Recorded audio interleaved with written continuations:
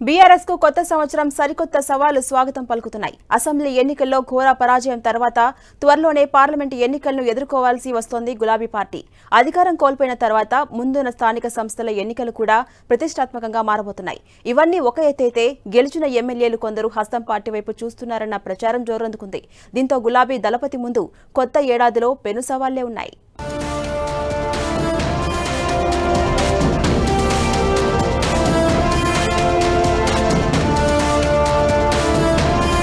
తెలంగాణలో ఉద్యమ పార్టీగా ప్రస్థానం మొదలుపెట్టిన బీఆర్ఎస్ నూతన రాష్ట్రం ఆవిర్భావం తర్వాత రాజకీయంగా పాలనాపరంగా ప్రజల్లో మమేకమైంది. ఉద్యమ అనుభవం నేర్పిన పాఠాలతో బలమైన రాజకీయ పార్టీగా రాష్ట్రంలో పట్టు సాధించింది బీఆర్ఎస్. వరుసగా 2 సార్లు అధికారం దక్కించుకుని రాజకీయ శక్తిగా అవతరించింది. జాతీయ రాజకీయాల్లో కూడా సత్తా చాటాలని భావించిన కేసీఆర్ టీఆర్ఎస్ ను బీఆర్ఎస్ గా మార్చారు. కేసీఆర్ ముఖ్యమంత్రిగా ఉన్నప్పుడు బీఆర్ఎస్ పై ఎన్నో అంచనాలు ఊహాగానాలు వచ్చాయి. మహారాష్ట్ర సహా పొరుగు రాష్ట్రం ఏపీ, ఇతర రాష్ట్రాల్లో పార్టీ బలోపేతంపై దృష్టి పెట్టారు. అయితే 2023 అసెంబ్లీ ఎన్నికలు బీఆర్ఎస్ ఆశలకు గండి కొట్టాయి. అనూహ్య రీతిలో కాంగ్రెస్ పుంజుకుని తెలంగాణలో అధికారం చేజిక్కించుకుంది. ఇప్పుడు పార్లమెంట్ ఎన్నికలు బీఆర్ఎస్ కు కొత్త ఏడాదిలో సవాల్ విసురుతున్నాయి.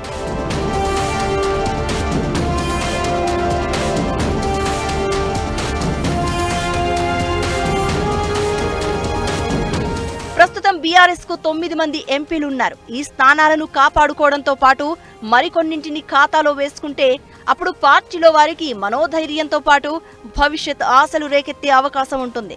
తమది జాతీయ పార్టీ అని చెబుతున్న బీఆర్ఎస్ ఇతర రాష్ట్రాల్లో కూడా పార్లమెంటు బరిలో అభ్యర్థులను నిలుపుతుందా లేదా అన్న అనుమానాలు కూడా వ్యక్తమవుతున్నాయి.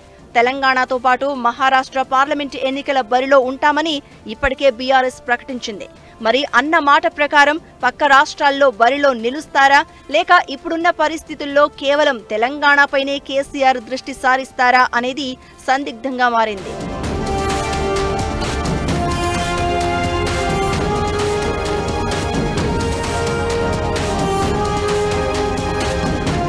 తెలంగాణలో స్థానిక సంస్థల కాలపరిమితి కూడా త్వరలో ముగియనుంది.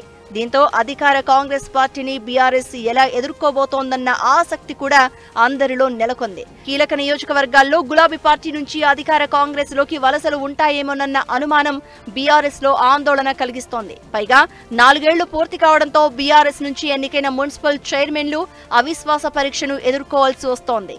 మొత్తానికి న్యూ ఇయర్ లో బీఆర్ఎస్ కు పెను సవాళ్లే ఉండనున్నాయి.